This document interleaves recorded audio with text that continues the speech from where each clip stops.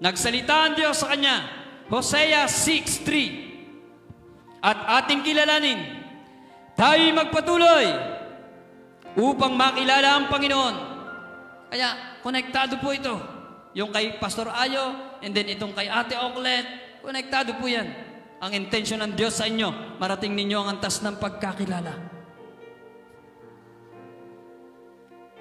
Ang kanyang paglabas ay tunay na parang umaga, at siya'y naparirito sa atin na parang ulan, na parang huling ulan na dumidilig ng lupa.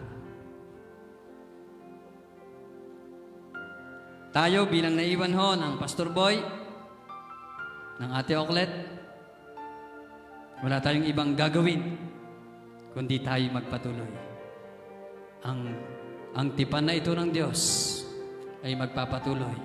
Kahit wala na si Pastor Boy, wala na si Ate Oklet, naririto tayo.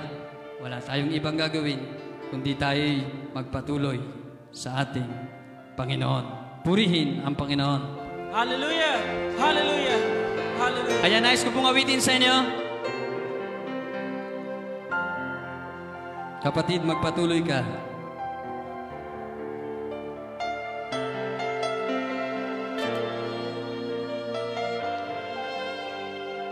Tumayod po tayong lahat, sambahin natin ang Panginoon.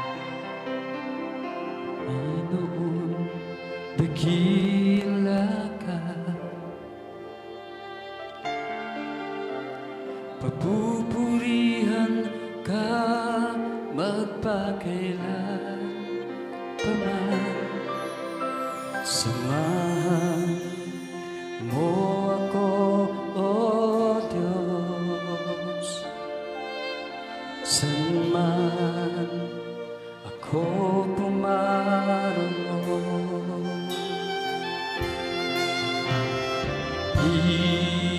Ikaw lang, Jesus, sa puso't isip, di na magbabago ang kabutihan mo.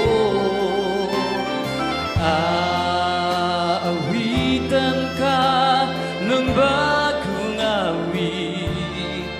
Salamat po sa bahid na ito.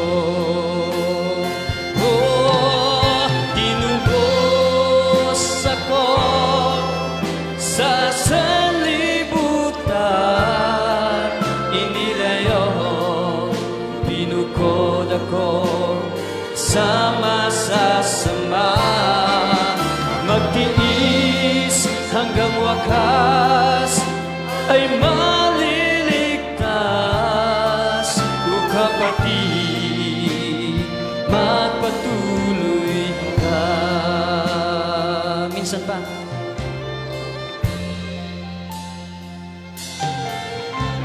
Panginoon, dakila ka. Mula sa ating kaloob-looban, pagpupurihan ka, magpakailan paman. Samahan mo ako, sa gitna man ng apoy, kasama mo ang Panginoon. Saan man ako pumaro, ikaw lang, Jesus, wala tayong ibang sasambahin. Ikaw lang, Jesus, sa puso't isip, di na magbabago ang kabutihan mo. Aawitan ka ng bagong awit. Salamat po sa bahid na ito. Tinubos ako sa sanlibutan, inilayo, binukod ako sa masasama. Magtiis hanggang wakas ay maliligtas. O kapatid, magpatuloy